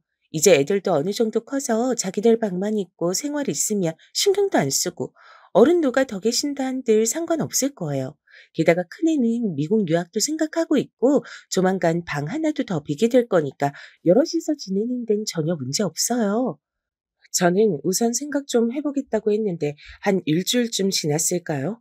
둘째 며느리가 저한테 연락을 해왔죠. 직접 찾아온 것도 아니고 전화로 이렇게 말을 하더라고요. 어머니, 저 사실 친정엄마 몸이 많이 안 좋으셔서 제가 좀 챙겨드려야 할 것 같아요. 그리고 남편이랑 같이 살던 집도 이제 정리를 해야 될 것 같아서 어머니가 사주신 집이니까 어떻게 해야 될지 여쭤보고 싶어서요. 이 말인즉슨 자기도 이제 이 집에서 나가 별개의 삶을 살겠단 거였어요. 친정 사정도 있다지만 겸사겸사 다 그쪽으로 이어지는 말이었으니까요. 사실 큰며느리로부터 그런 찝찝한 얘기들을 다 듣지 않았다면 흔쾌히 보내줬을 텐데 어쨌건 저는 알겠다고 하고 마무리 지었답니다. 그래, 그렇게 해야 된다고 생각했었어. 둘째 너도 고생 많구나. 친정어머니 잘 챙겨드리고 내 대신 안부도 전해드리고 자세한 건 만나서 나누자꾸나. 이 부분을 큰며느리랑 통화하는 중에 말했더니 거보라고 자기 말이 맞지 않냐고 하더라고요. 동서는 그 말할 타이밍만 찾고 있었던 거겠죠. 보세요. 제 말이 맞잖아요. 친정엄마 무슨 그냥 다 빼고 나가겠다고 말하기 자기도 좀 민망하니까 핑계대는 거죠. 어머니, 이렇게 된 마당에 너무 오래 생각하지 마시고 저희랑 합치시는 게 어때요? 저 이미 이것저것 필요한 거 다 알아봤어요, 어머니. 이렇게 되어 저는 기존에 살고 있던 집을 팔게 되었고요. 저와 아들네 부부, 그리고 손주들까지 같이 살 만한 집을 찾다 보니 새로운 동네로 이사를 가야 했답니다. 구구절절 꼼꼼하게 큰며느리가 다 알아보고 알려줬죠. 이쪽 부분이 학군도 좋고 오랫도록 저희랑 애들 보면서 같이 사시기 좋으니까요. 그리고 어머니 연세 있으시니까 이제 대학병원 근처에서 지내는 게 좋아요. 그전에 계셨던 집은 다 차 타고 움직여야 하는 동네였잖아요. 이쪽으로 나오시길 잘하신 것 같아요. 그래서 저도 흔쾌히 수락을 했고 이후로 같이 사는 생활이 시작됐답니다. 우선은 큰 손주가 한창 공부해야 될 때였기 때문에 저도 귀여운 손주들의 앞날을 생각해서 맞추게 됐죠. 그렇다면 이후의 생활은 어땠냐고요? 적어도 뭐랄까, 이때 이후에 1년 동안은 큰 문제가 없었어요. 그러니 저도 아무것도 모른 채 모든 걸 다 맡긴 채 태평하게 지내고 있었겠죠. 이게 무슨 말이냐면 이후로 저에게 엄청난 신변의 변화가 일어났거든요. 전 제가 오래 살았던 그 낡은 아파트와 아이들과 살림을 합치기 위해 처분했던 그 꼬마 빌딩까지 훗날 그렇게 사무치게 그리워서 울게 될 줄 몰랐어요. 여기서 제가 한 가지 말씀을 드리고 싶은 건 가급적 관짝 닫을 때까지 자식도 믿지 말란 말씀 드리고 싶네요. 제가 그 피해자 중 한 명이니까요. 사실 이후로 1년간은 조용히 모든 게 무던하게 흘러갔어요. 큰아들은 해외 업무가 많은지라 집에 잘 없기도 했고요. 큰 며느리는 자기 자식들 공부 때문에 맨날 어디 쫓아다니고 중간에 일도 하고 어쩌고 하면서 얘네들과 마찰은 없었죠. 그런데 그해 겨울쯤이었을까요? 큰 며느리가 갑자기 얘기를 꺼내는 거예요. 저기 어머니, 음, 저희 이번에 진우 학교 때문에 많이 알아봤는데 원래는 진우만 보내려고 했었거든요. 근데 아무리 애아빠 출장이 그쪽이 많다고 한들 가족이 같이 가는 거랑 따로 사는 건 틀리니까 어떻게 생각하세요? 저희랑 같이 미국 가시는 거요. 미, 미국? 내가, 내가 같이 가야 하는 거야? 그런데 어쩔 수 없어서요. 어머니 여기 혼자 계실 순 없잖아요. 어머니만 계시게 할 수는 없다고 애아빠도 그렇게 말하고. 가서도 저도 적응하느라 계속 바쁘긴 하겠지만 어머니도 그때같이 쉬엄쉬엄 다니시면서 현지 분위기 익히시면 되죠. 한인 커뮤니티도 잘 돼 있는 곳으로 가려고 해요. 그러면서 큰며느리는 몇 가지 자기가 조사해 온 것들을 설명해 주고 팜플렛이니 뭐니 여러 가지 보여주긴 했어요. 근데 저만 그런 걸까요? 이 나이에 벌컥 해외로 떠나 게다가 안 그래도 저의 세대 기준으로는 어렵고 무섭게 생각하는 영어권 나라에 제가 필요하지 않은 이유로 가 있다는 게 말이 될까요? 하지만 이런 걸 누군가에게 상담하고 싶어도 이미 거처를 애들 맞춰서 옮긴 제 입장에선 그럴 만한 사람도 없었어요. 시간이 지나면서 평소 말도 별로 없고 늘 바쁜 큰아들도 한마디 하더라고요. 엄마, 이 사람 말 듣고 그냥 같이 가지 그래. 혼자 여기 있어서 뭐 할 거야? 아무도 챙겨줄 사람이 없잖아. 가서도 그렇게 무서워할 거 없어. 나랑 집사람이랑 진우랑 민우 싹 다 영어 되는데 뭐가 걱정이야? 난 기러기 아빠랑 못 살아. 그렇게 하면 엄마랑 여기 남아서 살 수도 있겠지만 아무튼 이 사람 믿고 맡겨봐 엄마. 제가 너무 결정을 못 내리니 이렇게 아들에게까지 설득권이 넘어간 것 같은데 다시 봐도 제가 참 잘못한 것 같긴 해요. 이때 떠밀려서 어영부영 가는 쪽으로 얘기가 정해졌으니까요. 하지만 아무리 온 가족이 움직이는 상황에서 바쁘다고 하지만 큰며느리도 많이 예민해져서인지 저랑 이때부터 마찰이 생겼어요. 어머니, 저 지금 진우 때문에 학교 수속하고 너무 정신없는데 그런 거 일일이 물어보시면 답을 다 해드리기가 어려워요. 이게 5명 다 같이 옮겨가는 게 보통 일이 아니어서요. 그리고 어머니도 수속하실 거 있으시니까 제가 조만간 다시 알려드릴게요. 지금은 너무 바쁜데 궁금하신 거 나중에 알려드려도 될까요? 이렇게 말투가 차가워진 며느리를 보면서 정말 내가 따라가는 게 맞는 건지 일순간 의문이 들더라고요. 하지만 저도 기본적으로 알아야 하는 게 있으니 시간이 지나 물었고 급기야 저도 이렇게 말하게 됐어요. 이렇게 자꾸 복잡하고 큰일 앞두고 물어보고 싶은 것도 못 묻고 눈치만 보느니 안 가는 게 낫겠다. 니들끼리만 가고 난 다 물러줘. 혼자 알아서 살 테니까. 그러자 큰며느린 이 말에 움찔했는지 다시 절 달래더라고요. 어머니, 참, 왜 이러세요? 제가 잘못했어요. 어머니도 궁금하신 거 많으실 텐데 제가 너무 정신이 없었나 봐요. 그리고 이제 와서 안 가신다고 하면 저도 곤란해요. 이미 이 집 내놓고 어쩌고 해서 짐도 다 붙이고 있고 그쪽으로 돈도 엄청 들여서 일을 꾸리고 있는데 그렇게 감정이 앞서신 소리만 하시면 저도 힘들죠. 제가 급한 불 끄고 좀 바르드릴게요.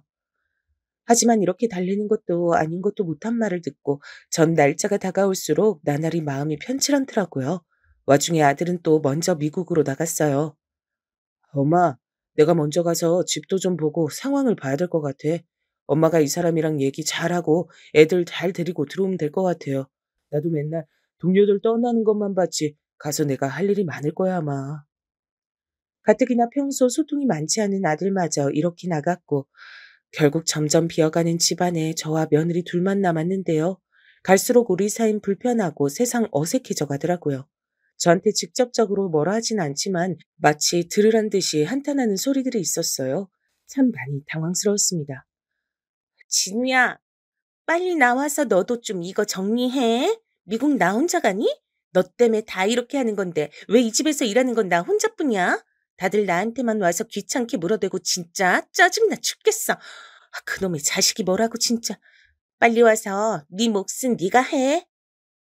큰며느린 큰손주에게 화를 내고 있었지만 사실상 저한테 화내는 거나 마찬가지였죠. 그러니 집 분위긴 뒤숭숭하고 전 하루하루 가시방석이었어요. 하지만 믿고 기댈 데가 여기밖에 없으니 엄마만 믿고 태어난 아기가 아무런 환경에 놓여 있는 거나 똑같았죠. 그러던 중에 슬슬 집 정리를 마무리하게 됐고 손주들은 사춘기랍시고 저랑 말도 잘 안 하고 퉁명스러우니 전 이 집에서 점점 말이 줄어들게 됐답니다.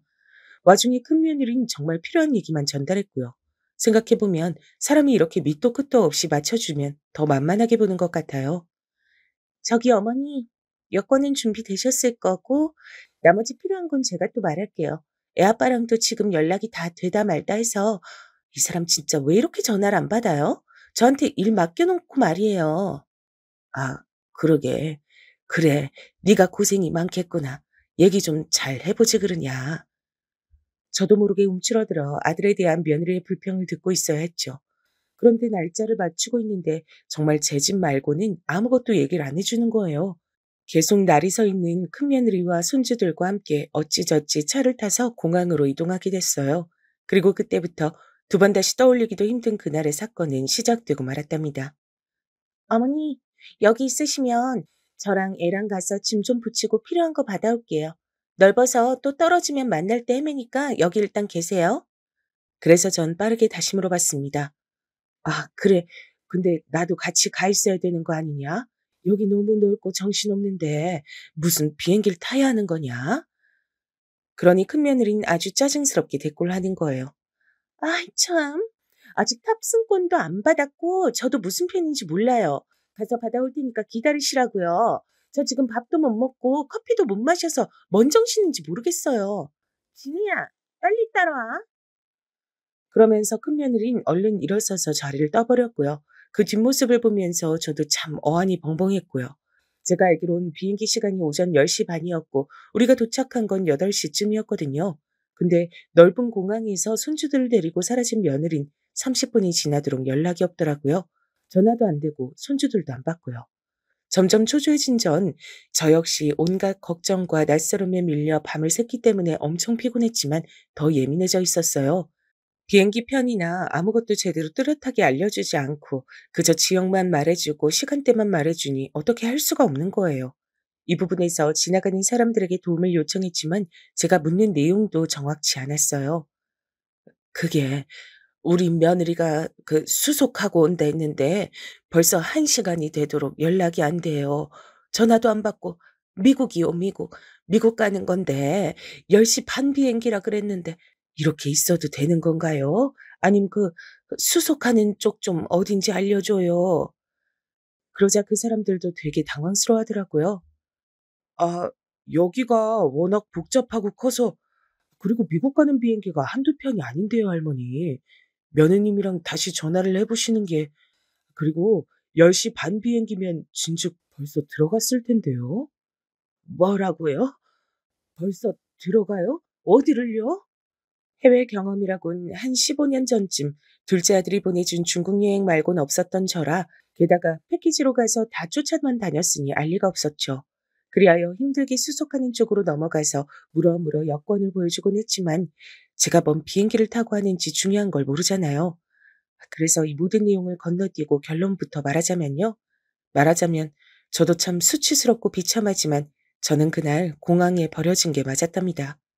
이 상황을 그 말 말곤 달리 뭐라고 할지도 모르겠어요. 버려진 게 맞으니까요. 큰며느리와 손주들은 집채 같은 짐들을 싣고 사라진 이후 제 앞에 나타나지 않았고요.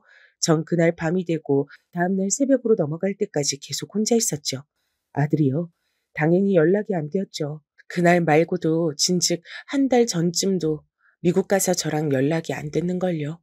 주변 사람들에게 물어 하소연을 했지만 돌아오는 답은 다 같았어요. 아이고, 내 또래 사람이라서 그냥 지나칠 수가 없는데 이걸 어떡해요? 세상에 뭐 이런 경우가 다 있어. 아니 글쎄, 며느리가 미국 사러 간다고 시어머니를 데려와 놓고 없어진 거예요. 이쯤 되면 포기해야지 어떡해. 그 갖고 있는 돈이나 이런 건 없어요? 당장 어디라도 가야지 어떡해. 예, 네가 좀 도와드려라. 이때 새벽 비행기를 타려고 대기하고 있던 어떤 가족이 그나마 절 도와줬고요. 제 또래급으로 보이는 60대 여자가 자기 아들을 시켜서 여기저기 그 시간에 갈 만한 곳들을 알아봐 주더라고요. 그때 전 속으로 참 피눈물이 흘렀죠. 이거 참, 나도 자식이 있는데 말이죠. 그쪽은 그래도 아들이 그렇게 엄마 말도 잘 듣고. 암튼 고맙습니다. 이런 어줍지 않은 말로 감사를 전하는데 너무 서럽고 기가 막히고 눈물이 줄줄 났어요. 세상에 갑작스런 재난을 당한데도 이보다 덜 절망스럽고 당황스러울 것 같아요. 절 안타까워하며 본인 엄마 또래라고 하나라도 더 챙겨 알려주려는 그 집 아들을 보니 생전에 딸내미처럼 제 옆에 붙어 있던 둘째 아들이 너무 보고 싶어지더군요. 전 그 이후로 얼마 없던 현금들을 갖고 어찌어찌 노인네들 많은 센터로 가게 됐어요. 절 상담해 준 젊은 여직원은 처음엔 절 무척 생각하는 듯 말해주더군요. 평범치 않은 일을 겪었던 전 차마 경찰에 신고하고 그럴 순 없고 일단 뭐든 간에 안정이 좀 되길 바랬어요. 경찰 신고까진 아직 좀 모르겠네요. 애들도 사정이 있었을까 봐. 아이고, 할머니 너무 순진하시다. 여기 뭐 똑같진 아니어도 비슷하게 넘어오신 할머니, 할아버지가 숱하게 많아요. 그건 버린 거지 뭐예요. 게다가 사정 지금 들어보니 완전히 다 뜯긴 거 맞잖아요. 근데 왜 집 팔려고 할 때 순진하게 다 팔아가지고 주셨어요. 쥐고 계셨어야지. 이 여직원은 절 처음엔 걱정해 주는 듯 보였지만 듣다 보니 점점 제 얘기를 갖고 조롱하는 것처럼 느껴지더라고요. 그게, 아유, 그러게. 이젠 뭐가 뭔지 모르겠어. 난 앞으로 어떻게 해야 될지도 모르겠고. 저희는 그런 뒤치다꺼리까진 다 못 해드려요. 그냥 여기 좀 머무시다가 갈 곳 생기시면 보내드리면 되는 거고, 없어도 엄연히 저희도 장소 제공에 식사 다 드리는 거니까 금액 지불하셔야 되고요. 지금 돈은 얼마나 갖고 계세요? 선불로 계약을 해야 하실 수 있어요. 제가 갖고 있던 돈은 얼마 없었고 간신히 선불을 낼 수 있어서 얼마 계약을 했는데요. 이후로도 진짜 크고 작은 힘든 일이 너무 많았어요. 여기 다 설명할 순 없지만 노인네가 왜 나이 들면 돈을 쥐고 있어야 하는지 처절하게 경험을 했답니다. 할머니, 우리 곧 있으면 연장 계약 해야 되는데 예산 되시는 거 맞아요? 실은 우리가 자리가 없어서 빨리빨리 회전이 돌아야 되거든요. 아직도 며느리랑 아들이랑은 연락 안 되시는 거예요? 저 역시 이 부분은 비참하고 힘든 부분이라 그나마 맞다고 수긍을 했더니 대놓고 앞에서 막 조롱을 하는 거예요. 그럼 얼마 못 계시겠네. 그때 갖고 계신 게 전부라면서요. 그럼 이번 주까지만 계시고 자리 빼줘야 돼요. 그러게 너무 섣부르셨다 진짜. 지금까지 연락 없으면 자식들이 시어머니 버린 거 맞죠? 하여간 노인네가 되면 지능이 절로 떨어지나? 암만 모지라도 그렇지. 치매가 와도 돈줄은 쥐고 있어야지. 너무 대책들이 없다니까. 이 말들을 다시 생각하면 너무 화가 나고 같이 싸우고 싶지만 저는 말 맞다나 그럴 주제가 못 되는 상황이었어요. 당장 얼마 안 되어 쫓겨나게 됐으니 무슨 여력이 더 있겠나요? 얼마 없는 제 짐들을 갖고 방으로 나올 땐 더 매몰차게 대하더군요. 그 뒤로 전 중간 끝도 없이 정말 말도 안 되는 곳들을 중심으로 겉돌며 지냈죠. 센터에 있을 땐 그나마 밥도 먹었고요. 심지어 그때 아들이랑 잠깐 연락도 닿았어요. 엄마, 아니, 아니. 그렇게 말하지 말고. 이 사람도 사정이 있겠지. 난 아직 여기서도 출장지 와 있어서 애들이랑 얘 엄마 못 만났어. 뭐, 경찰? 아니, 뭐 그런 생각까지 했대? 엄만 진짜 너무 극단적이라니까. 너 지금 엄마가 어떤 상황에 있는 거 아니? 그렇게 말할 게 있고 아닐 게 따로 있어. 엄마 지금 미치기 일보 직전이다. 어떡할 거냐? 일단 엄마 나 바빠서 좀 끊을게. 지금 통화할 상황이 아니야. 이렇게 전화가 끊어져 버렸다면 믿어지실까요? 그 뒤로 암만 걸어대고 연락이 안 되고 전 얘네 가족이랑 조금도 소통을 할 수가 없었어요. 그렇게 돌고 돌며 말도 안 되는 이 짐 가방만도 못한 게 내 신세 같더군요. 한 번은 같은 여자 노숙자 같은 사람한테 험한 꼴을 당한 적도 있고 그날은 너무 무서워서 꿈까지 꿨더랍니다. 죽은 남편이 지나가기도 하고 아들도 슬쩍 지나가는 것 같고 하여간 그렇게 느껴지는 사람들은 다 나왔어요. 차라리 제가 무슨 6.25 전쟁통 고아라도 이런 일을 겪었다면 그나마 시대적인 납득이라도 됐을 거예요. 일생은 노숙과는 거리가 멀었던 전데 어쩌다가 이렇게 옮겨 다니는 삶을 살게 된 거냐고요. 너무 기막히고 구슬퍼져서 눈물 콧물 다 참아가며 그냥 이렇게 사라졌으면 좋겠다며 잠을 청했던 날이 있었어요. 근데 그날 꿈엔 아들이 참 선명하게 나오더라고요. 그렇게 그리워하고 그리워했던 모습으로 제가 마지막으로 봤던 날쯤의 모습으로 나와선 이런 허무맹랑한 소리를 했었어요. 엄마, 조금만 참아요. 내가 다 해줄게. 내가 다 도와줄게. 조금만 힘내. 참, 이런 바보 같은 꿈까지 꾸고, 저도 그때 얼마나 절실하고 간절했음, 허기지고 초췌한 꼴로 새벽에 깨선 손을 연신 흔들고 있었어요. 진짜 꿈인지 뭔지 모르겠어서 아들이 눈앞에 있나 없나 확인하려고 손을 허우적댔으니까요. 전 그나마 나이 먹은 걸로 얻은 건 지하철 낼 편히 돌아다닐 수 있다는 권리뿐이라 그렇게 이동하고 돌아다니긴 했어요. 의지할 사람 하나 없이 이렇게 졸지에 70 다 먹어서 고와 같이 혼자가 될 수도 있더군요. 근데 제가 이 일을 설명하기 위해선 좀 이상해 보일 수도 있지만 아무튼 저희 아들이 나왔던 꿈을 기점으로 말을 해야 될 것 같아요. 기막힌 천재지변과 같은 일과 기막힌 기적 같은 일을 비슷한 간격으로 겪었으니까요. 아들 꿈을 꾸고 난 뒤 일주일쯤 지나서 말이죠. 저랑 관계가 있는 사람이라면서 찾아온 사람이 있었어요. 그건 다름 아닌 제 둘째 며느리였답니다. 어머니, 실종 신고 제 손으로 하면서도 얼마나 놀라고 떨렸는지 몰라요. 대체 어떻게 되신 거예요? 정말이지 찾기 너무 힘들었어요. 무슨 일이라도 나신 줄 알고. 근데 진짜 어떻게 이런 상태가 되신 거예요? 둘째 며느리가 절 찾아서 만나기까진 나름 복잡한 여정이 있었어요. 제가 이쪽 센터로 넘어와서 떠돌다가 또 지역을 달리해서 돌아다니고 있었으니까요. 아니 근데 거두절미하고 신고부터 일단 하길 잘했던 것 같아요, 어머니. 우선 계실 데 없으신 거죠? 저희 집으로 그쪽으로 모실게요. 일단 같이 가셔요.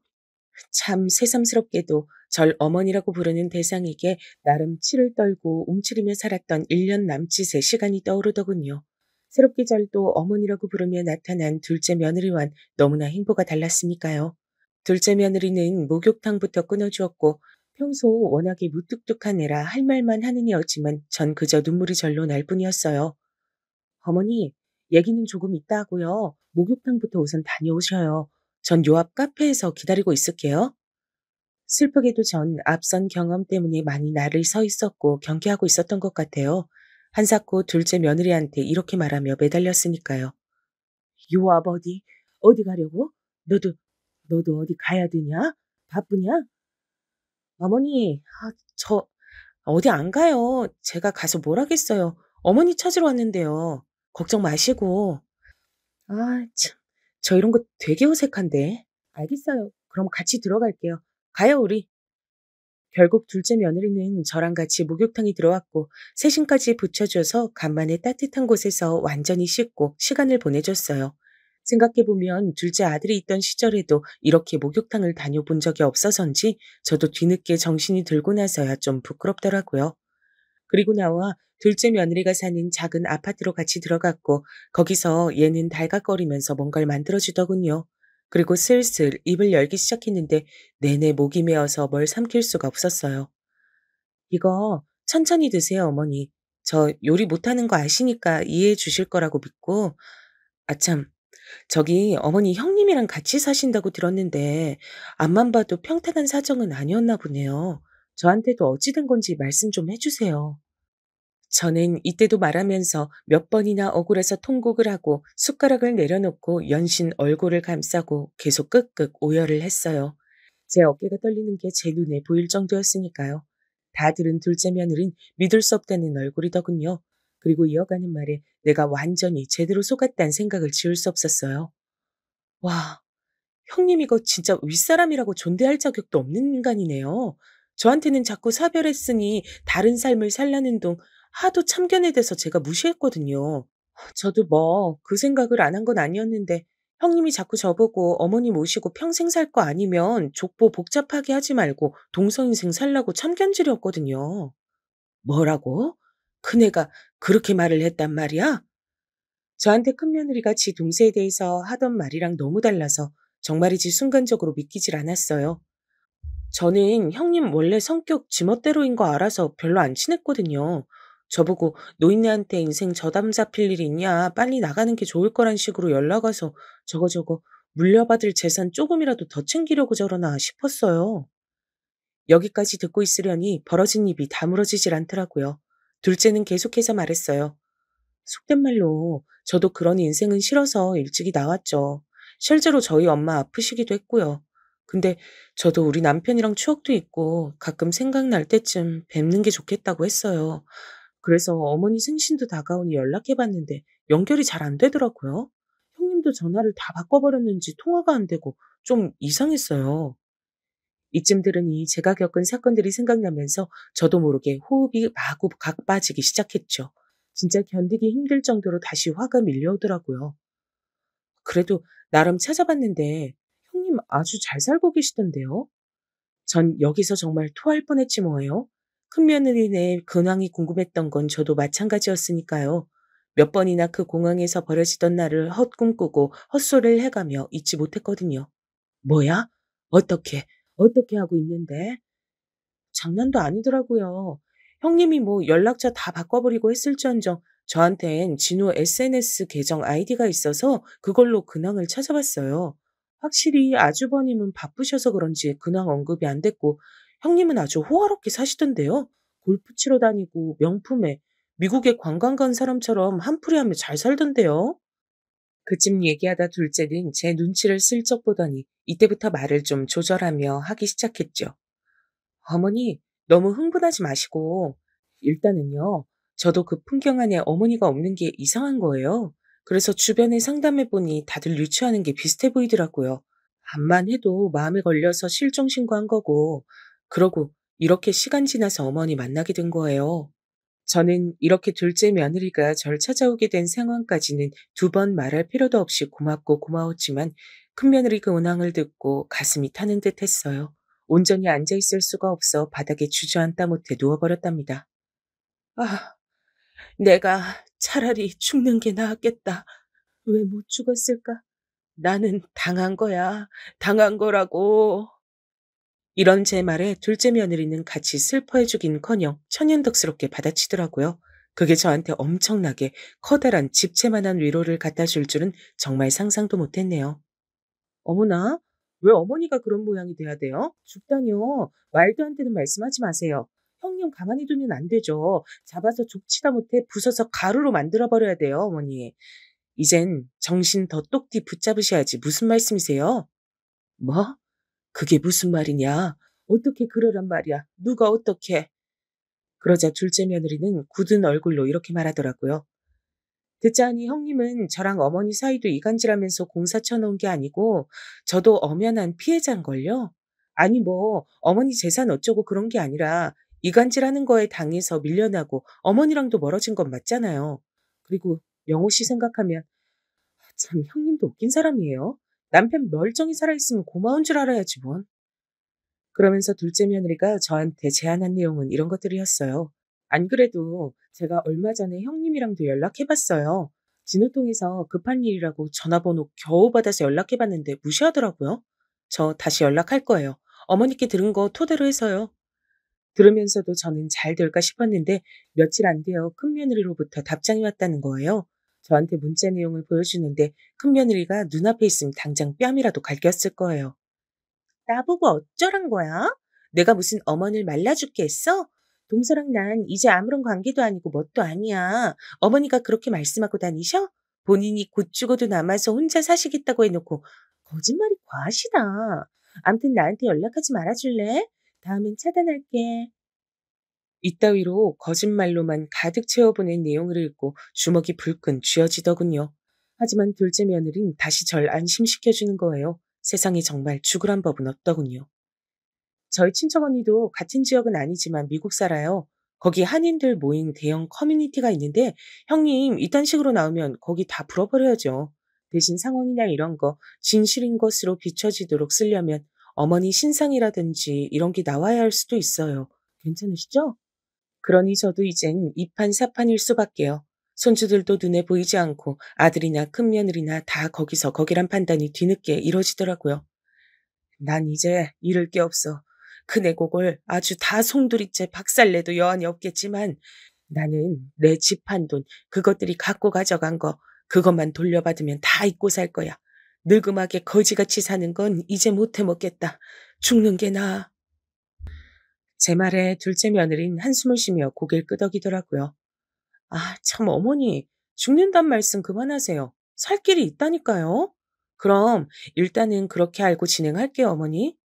그리하여 둘째 며느린 아주 대장정의 글을 써서 그 한인 커뮤니티인지 뭔지 아는 곳에 큰 며느리네 가족을 고발하게 됐어요.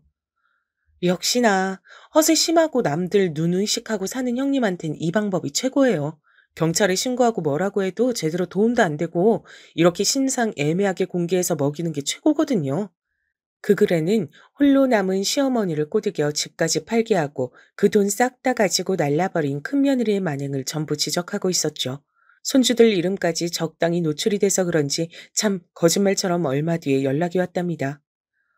형님 장난 아닌데요? 그래서 제가 어머니랑 얘기하라고 전화 연결해드린다고 했어요. 그 전까진 글 안 지울 거라고 경고했죠. 이리하여 저는 정말 얼마만인가요? 그렇게 처절하게 기다리고 기다렸던 큰며느리와 겨우 연락이 되어 제 한을 토해내게 됐답니다. 너, 너, 내가 싹 다 고소해서 없애버릴 거야. 한국 들어오던지 돈을 내놓던지 빨리 제자리로 돌려놓으라고. 하지만 참 웃긴 게 이때까지만 해도 큰며느리는 제가 우스웠나 봐요. 엄연히 지는 돈을 갖고 튄 게 아니고 상황이 이래저래 된 거라고 일부는 돌려드리겠다는 말장난을 하더라고요. 좋아. 한국엔 아예 안 돌아올 생각인 거지? 나도 이 판 사판이다. 너도 네 새끼 중하지? 네가 진우 데리고 간 건 결국 거기서 미국 물 먹여 한국에서 잘 풀리게 하려고 그런 거 아니냐. 난 니들 여기 못 들어오게 만들 거다. 고소하고 감방에 집어넣고 할 수 있는 건 다 할 거다. 그러자 큰 며느리는 온갖 핑계를 대고 말을 돌리고 어쩌고 하더니 결국은 완전히 멱살 잡힌 셈이 되어 어거지로 잠깐 들어온답시고 공항으로 왔는데요. 저는 이날 둘째 며느리와 함께 나가 물 집어던지고 아주 큰일 안 날 만큼 난리를 쳐버렸죠. 독이 올라 눈이 실뻘개진 저에게 모자를 쓰고 주춤거리며 눈치를 보던 큰 며느린 첫말을 이딴 식으로 했거든요. 아휴, 진짜 이게 무슨, 저 근데 돈을 지금 당장 다 드릴 어머니, 이거 놔주세요. 못 놔줘? 나는 못 놔준다. 다 내놓을 때까지 넌 비행기도 못하게 만들 거야. 내놔. 당장 이 자리에서 다 보내. 네 발로 기어들어와서 날 말란 생각을 해놓고 그걸 그렇게 넘어갈 수 있을 줄 알았냐, 이년아? 아들놈이고 너고 이제 나랑 끝이야. 돈이나 쳐내놔 빨리. 이리하여 큰며느린 저를 그렇게 무심하게 버리고 갔던 공항에서 엉망진창 개망신을 당했죠. 주변에서 말리는 사람들이 있어 저도 적당히 붙들고 놔주지 않았고 둘째 며느리도 옆에서 나란히 윽박질렀어요. 형님, 어쩜 그렇게 저한테 당당히 글을 지워달라 하세요? 이거 범죄예요. 진짜 겁도 없으시다. 막말로 어머니 잘못되길 바랬던 거 아니에요? 이야, 이거 진짜 말도 안 되는 일인데 어떻게 그러고도 당당하게 명품으로 휘감고 놀러 다니는 사진들을 올려요. 목숨이 뭐 한 8개쯤 되시는 거예요? 이렇게 이죽거리며 놀리는 둘째에게 큰애는 분한 기색을 내보였지만 별 수 있나요? 정말 더 놀라웠던 건 이때조차도 큰아들은 같이 들어오지 않고 큰 며느리만 들어왔단 거예요. 전 정말 자식 복이 없나 싶어요. 둘째 아들은 먼저 갔지. 큰아들은 죽은 건지 산지도 알 수 없지 행방을 모르니까요. 그나마 제가 지금 살 소망이 있는 건 큰 며느리로부터 재산을 거의 99% 돌려받았기 때문이죠. 그리고 둘째에게 얼마 줬는데 바로 선을 긋더라고요. 아니에요, 어머니. 그럼 저 용돈만 주세요. 딱 100만 원만 주시면 되겠다. 그죠? 그 이상은 됐어요. 서로 부담스럽잖아요. 그러고 자기 할 일은 끝난 것 같다며 한동안 또 연락이 없더라고요. 전 이후로 작은 아파트를 얻어서 살고 있고 벌써 이 일도 몇 년 지난 일이 됐네요. 아무쪼록 죽기 전까지 돈 잘 붙들고 살아야 하고요. 어디건 등쳐먹는 일 안 당하도록 주어진 분수 내에서 절약하며 조심하며 살아야 한다고 생각해요. 가끔 아들 생각이 날 때 둘째 며느리 만나서 같이 밥 먹는 정도만 하고 있어요. 마지막으로 만난 것도 벌써 4, 5개월 됐고요. 인생의 끄트머리라고 생각했던 시점이라 할지언정 진짜 끝은 언제 올지 모르는 것이라고요. 제가 너무 마음 놓고 있다가 자식 부부한테 뒤통수 거하게 얻어맞고 나니 참 아이러니하게도 다시 삶에 대해 욕심이 생기네요. 죽을 때까지 뭐 하나라도 더 알고 깨끗하게 마무리하고 가고 싶다는 생각뿐이에요. 여기까지 가파른 저의 인생 얘기를 들어주셨네요. 모두 참으로 고맙고 감사한 마음뿐입니다. 그럼 다들 건강하세요.